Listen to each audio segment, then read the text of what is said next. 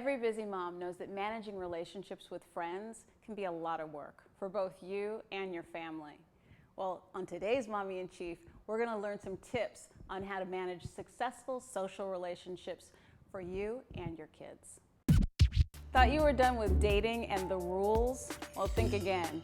We're going to make sure that your next play date isn't your last by speaking with today's guest, Ronnie Tyler of blackandmarriedwithkids.com. Hey, Ronnie.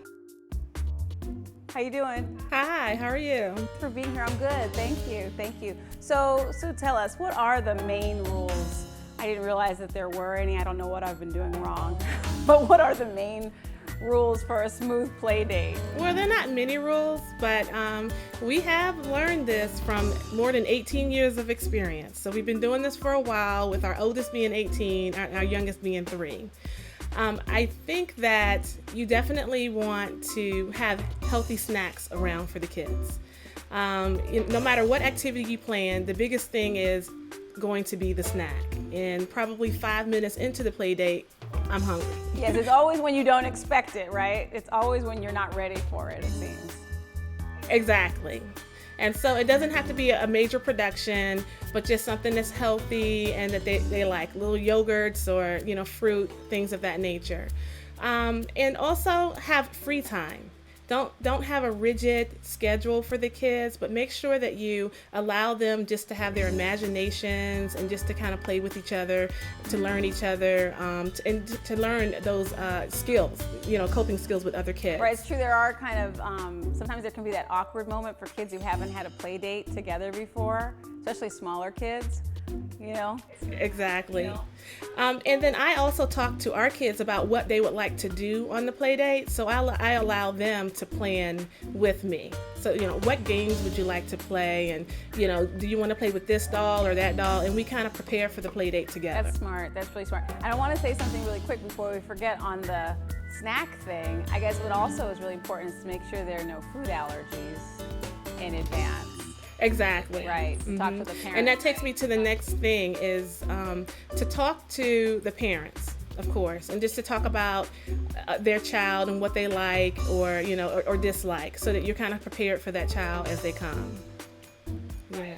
And then finally, just preparation for it. Exactly. And then I would say finally, nap time. Our kids need a nap. Not every child needs a nap, but mine do. Okay, so make sure that if your child is one that needs a nap, that they have a nap before the play date, because things can go south really fast if your child is whiny or cranky. So nap time is I'll never forget my 8-year-old had a birthday party when she was younger and she was still having naps, and we had the birthday party right during her nap time. So it turned into a complete meltdown, nightmare party. I've had that, and birthday girl is in the room in trouble, having to take a nap while everybody else is enjoying the party. So yeah, nap time is essential. Really good advice, Ronnie. Thank you so much for being here with us. Oh, no problem. I enjoyed it. Thank you. The social life of a child will inevitably include the art of gift wrapping. Between birthdays and holidays, you're probably going to have to wrap gifts for several special occasions that involve your child. Today we have with us Suzanne Rust, writer and lifestyle expert. And Suzanne is going to create for us some fun and exceptional gift wrapping pieces that are useful for any social event.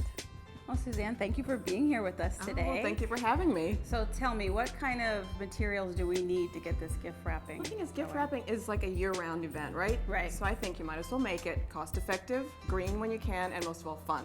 Something you're doing with the kids with perhaps things you already have in the house. So that sounds good. I know in my house we have like extra fabric sitting around, I don't know, from a craft project or a dress that you never made or whatever, right? Tablecloth. You're going to get around to it later. Right, and later is now, right? So this is actually like an old picnic tablecloth. Oh. Just wrap it up. Make sure you have some nice ribbons though, because it does need a little something to zhuzh it up a bit.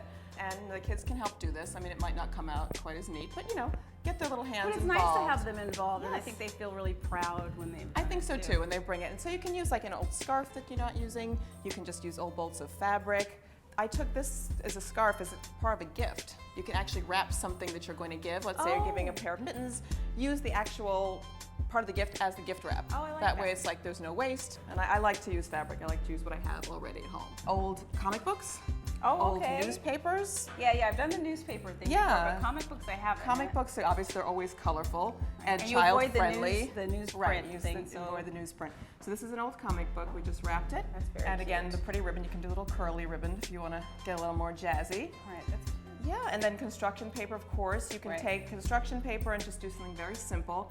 And then, like, if you have an old box of potpourri that's no longer right. fragrant, Smelling like yeah, pick it apart. You know, or when you Oh, that's collected shells this great. summer, Right, you know, they're right. sitting in that jar. You can just take a little glue. If you have a hot glue gun, that's great. If not, sometimes some, you know, just basic glue will do the trick. Right. And just adhere it to the box, and you've got something pretty. Oh, a little yes. bit of memory of the summer. Exactly. And You my know? daughter would love to put something Yeah, and like that it's fun for the kids.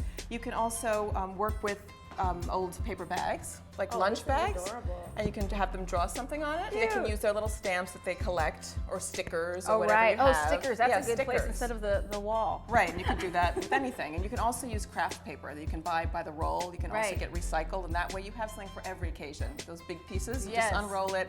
You can decorate it seasonally, And they whatever can you put have. their own artwork on it. Exactly. And their own little signature. Yeah, to so it. just keep a few of these notions around the house, and you're kind of always set. And of course, when in doubt, there's always the gift bag. Exactly. But I think it's good, like you said, keep these things around. But what you were saying before too is we have a lot of these things around already. Right. So if we can kind of just put them all together, put them in a nice, neat place, Yeah. and know that whenever there's an Exactly. occasion where we need a gift wrap, they're there. You just need a little corner. And I do suggest when you can, if you've got like a really beautiful piece of paper, you know, some people think it's tacky, I don't. You know, you can just save it. You know, save it for later. Whenever I've done it, I have never regretted it. No, neither have know. I. And the same thing, you can also shred some of the old paper and use it to pad a box. It has a that's delicate smart. gift in it. That way it's pretty, it's festive, you haven't wasted anything. Very and you've got it. good. The I like same that with one. cards. You can cut them into little squares and make name tags out of them. Oh, that's good too. You know, so just, you know, keep it going. and that keeps it green. Keeps it green, keeps it cheap, and it's just a creative, crafty way to get things done with your kids. I like that. Thank you. Very good. Thank you. Very good. Thank you for joining me today on Mommy in Chief. I hope you learned a thing or two about navigating the social life of your child. For links, downloadable documents, and more information on today's episode, please log on to our website, madamenoir.com/mommyinchief. You can follow us on Twitter @madamenoir and like us on Facebook. And you can always find me on Twitter @Karen Parsons, KARYN_Parsons, or at www.sweetblackberry.org. Thanks.